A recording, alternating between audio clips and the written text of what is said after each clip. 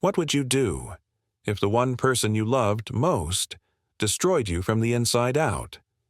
He gave her everything: faithfulness, patience, years of quiet devotion. But when betrayal knocked on their door, he didn't scream. He didn't break plates or curse the sky. He just disappeared into silence. And in that silence, something inside her cracked open. This isn't a story about cheating. It's a story about what comes after, when the dust settles, when the mirror doesn't lie, when healing isn't about fixing the marriage, but salvaging a soul. This is The Coldest Truth, a journey through love, ruin, and redemption. Liam called me the most beautiful woman every single day for 20 years. Not once did he forget. Whether it was whispered into my ear as we woke up or scribbled on a post-it left beside my morning coffee, his devotion never waned. His love wasn't loud or flamboyant. It was consistent, reliable, and endlessly patient. Yet somehow I stopped hearing it. I stopped seeing it. And one day, the words stopped coming. That was the same day he broke another man's face in our living room, his knuckles soaked in crimson silence. I remember every moment vividly. Julian lay there, motionless, while Liam stood above him, chest heaving, hands trembling. And then, without a word, Liam walked over to the phone, dialed 911, and reported himself. The act wasn't impulsive. It was deliberate, calculated. That silence between the end of the attack and the sound of sirens was the most deafening moment of my life. Our home, once filled with warmth, now reeked of betrayal and blood. The children had retreated upstairs, too young to comprehend but old enough to sense that something irreversible had happened. The police arrived. Neighbors peeked through their windows. A paramedic asked if I was okay. I couldn't answer. I wasn't okay. I was the epicenter of a storm I had summoned. After Liam was handcuffed and escorted out, I stood in our hallway, barefoot and shaking, staring at the crimson drops dotting the hardwood floor. Each one screamed a truth I could no longer deny. I had shattered the man who loved me most. The house echoed with memories that now mocked me.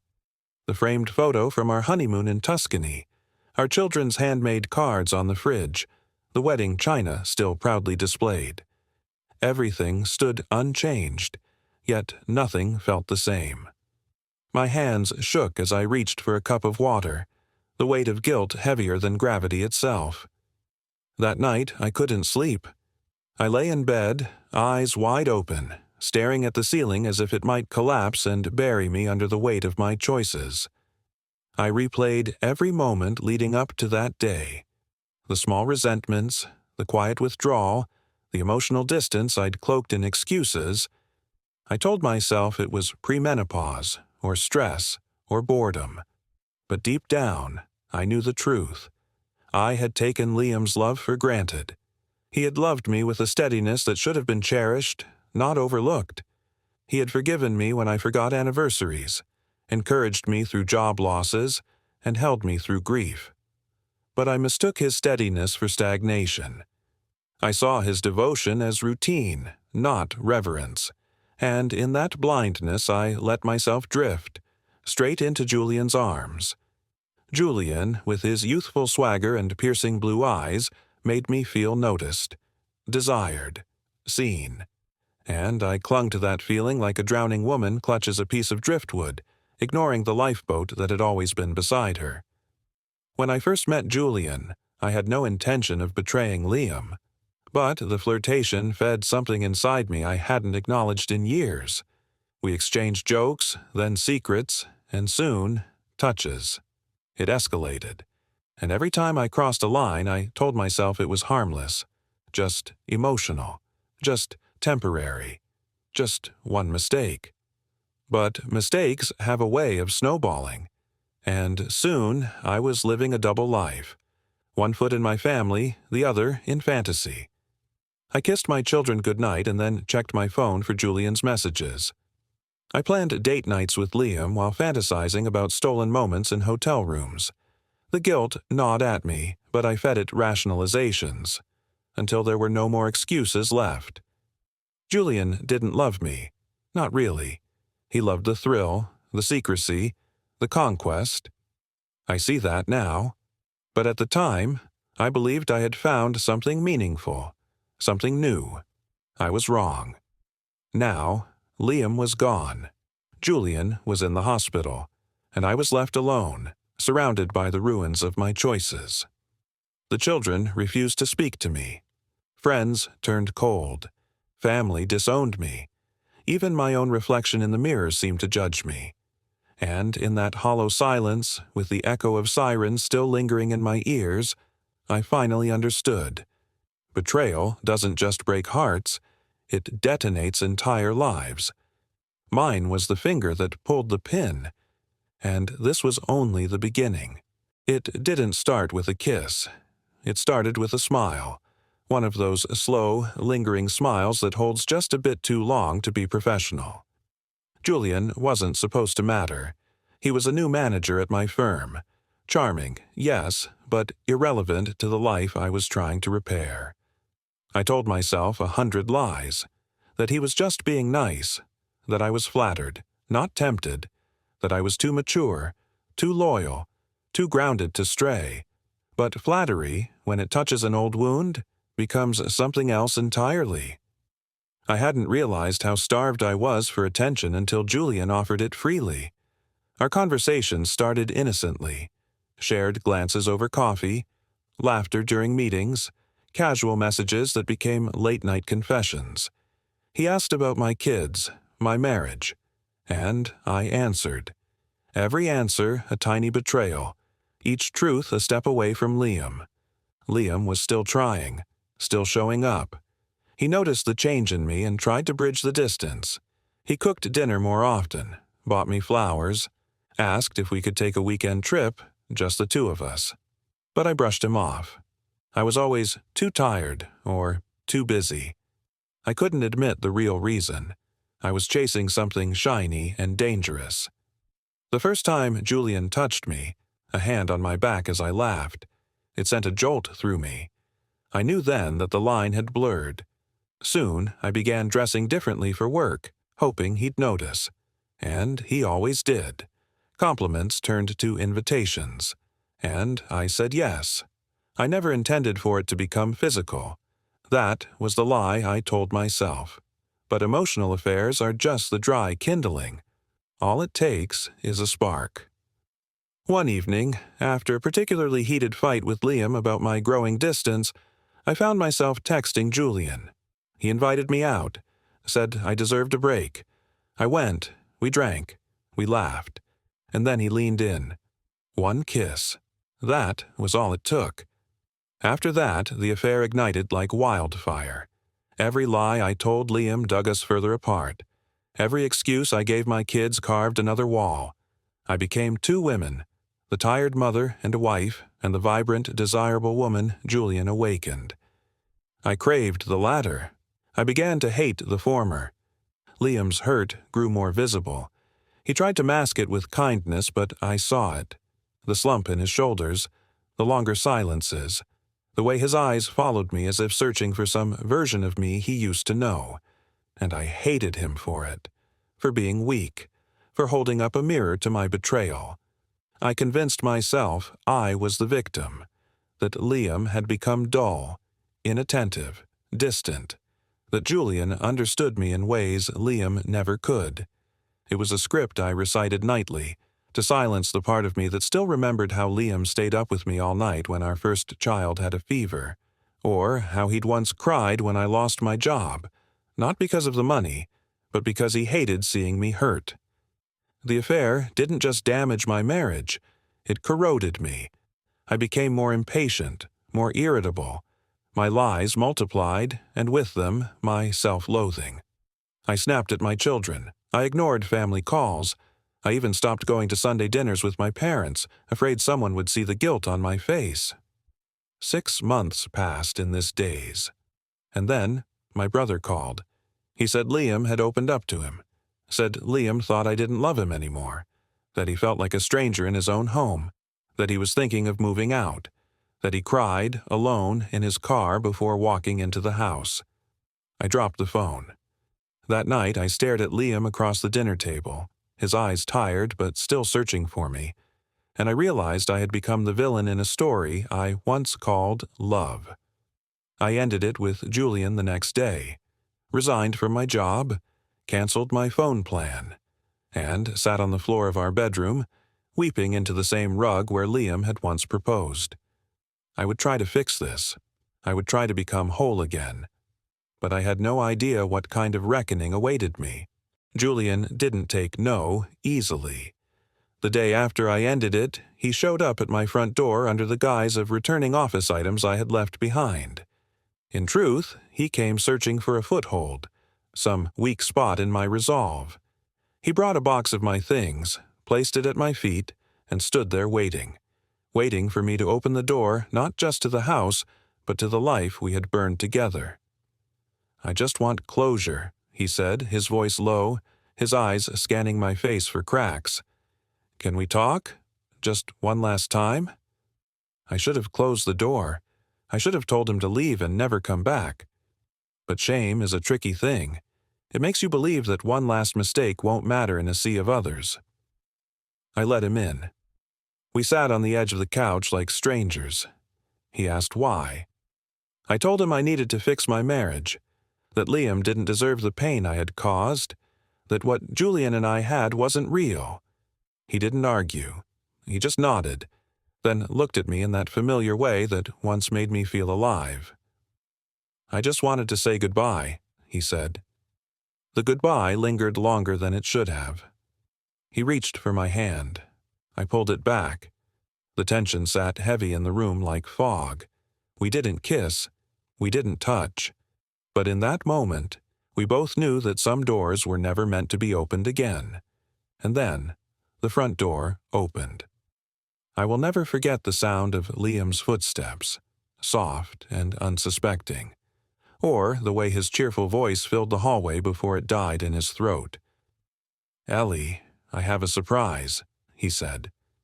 When he stepped into the living room and saw us, everything stopped.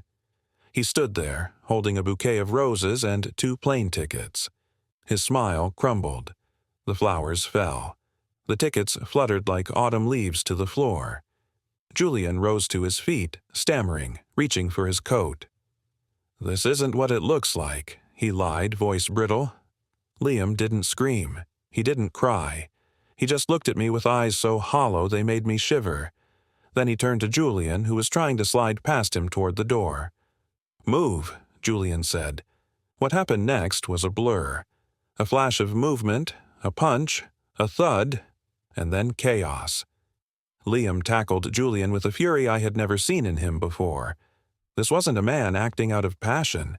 It was precision, methodical, as if years of buried anguish had found their moment of release. I screamed. I begged. I tried to pull Liam off, but he shoved me aside. When it was over, Julian lay motionless, his face swollen and bloodied beyond recognition. Liam stood over him, chest heaving, fists dripping. And then, in complete silence, he pulled out his phone and dialed. 911, what's your emergency?" His voice cracked. "I just assaulted a man. My wife's lover. Please send help." He read out our address like a man placing his own noose around his neck. When the police came, Liam didn't resist. He knelt down, placed his hands behind his head. As they cuffed him, he looked at me one last time.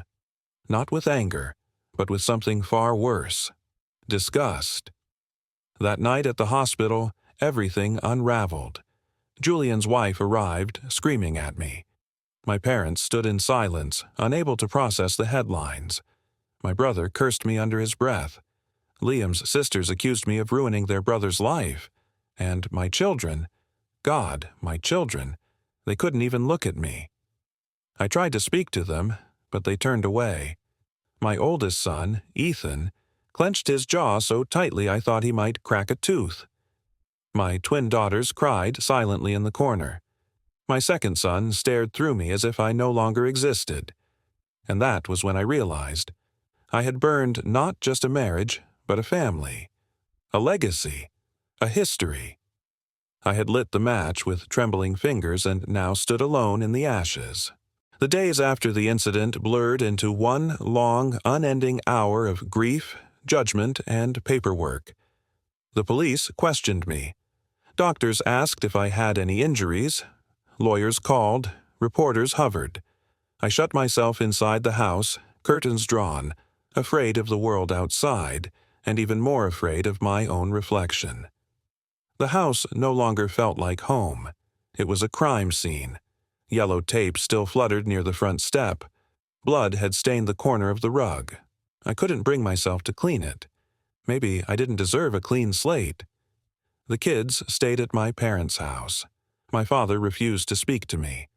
My mother was polite but distant, as though I might break at the slightest touch. My brother visited once, to scream at me. "You've destroyed everything," he shouted. "Everything Liam was, everything we trusted you with, you shattered it." He was right. I didn't argue. The trial date loomed. Liam refused to speak to me. His lawyer served me with divorce papers 2 weeks after the arrest. I stared at the envelope for hours before opening it. The first line read, "Irreconcilable betrayal." I cried myself to sleep every night. The bed was too big, the silence too loud. I clutched the pillow Liam used to sleep on and sobbed until my throat hurt. And then came the letter.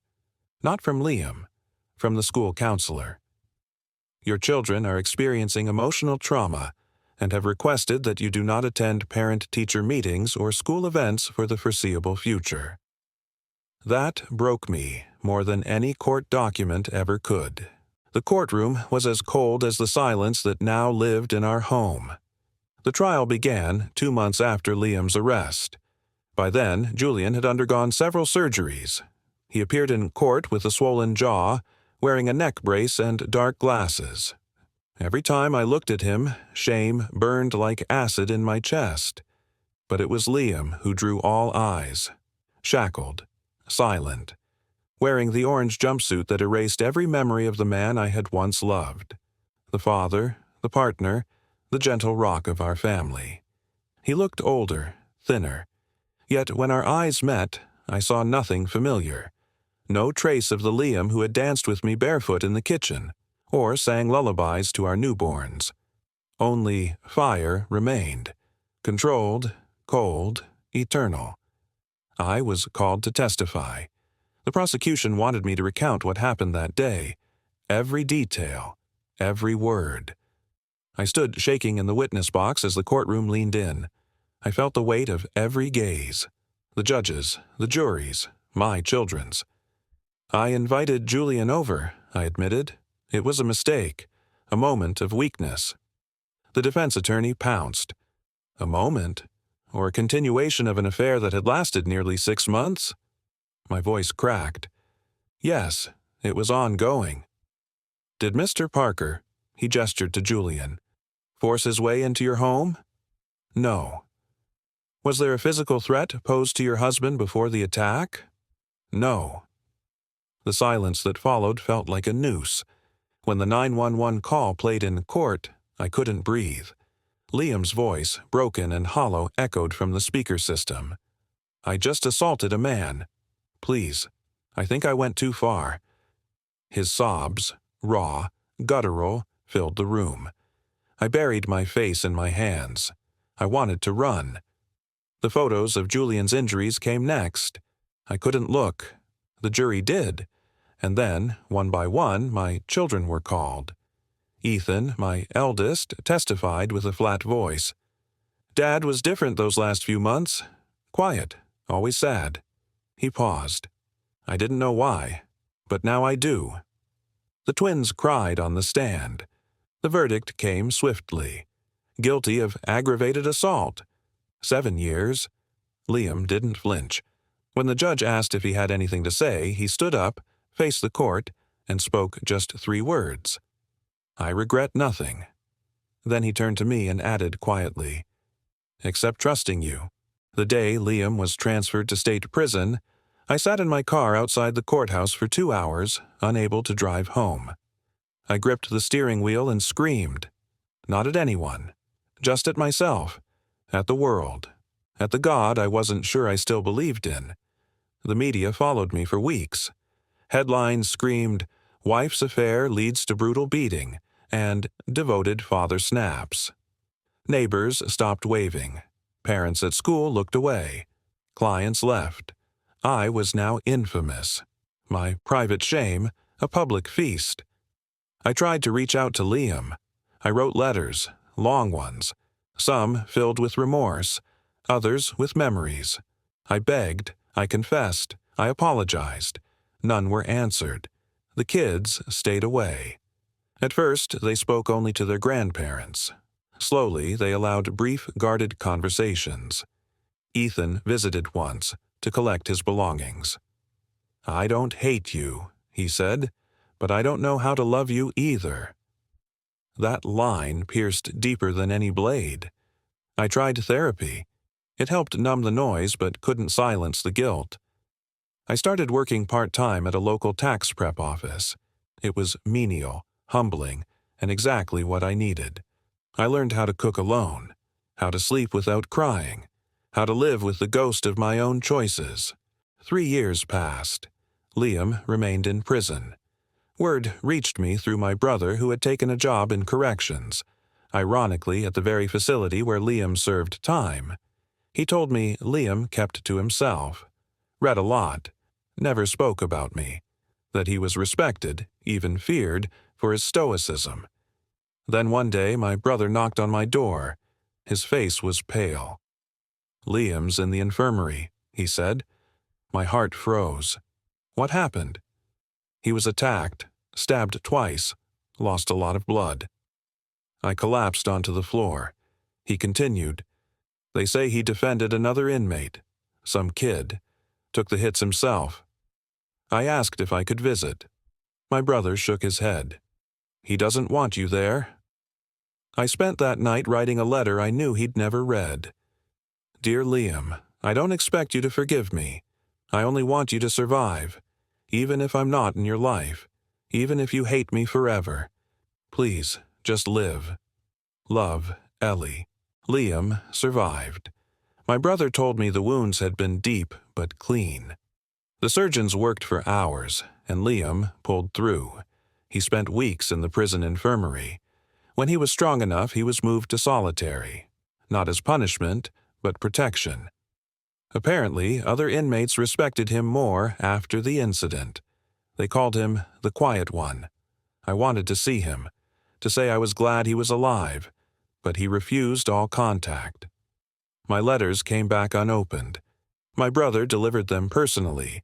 Liam didn't even touch them. Months passed. The children slowly returned to their routines. Ethan got into college on a partial scholarship. My second son began seeing a counselor. The twins, sweet, broken things, stopped wetting the bed. One day, I received a phone call from my brother. "You should hear this," he said. He played a recording. It was Liam's voice, calm, steady, speaking at a prison group therapy circle. "I was the guy who did everything right," Liam said.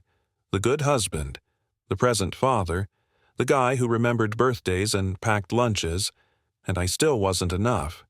That broke something in me. And once it broke, I didn't try to fix it. I tried to burn it all down." There was silence. Then Liam added, "And the worst part, I still love her. I hate that I love her, but I do."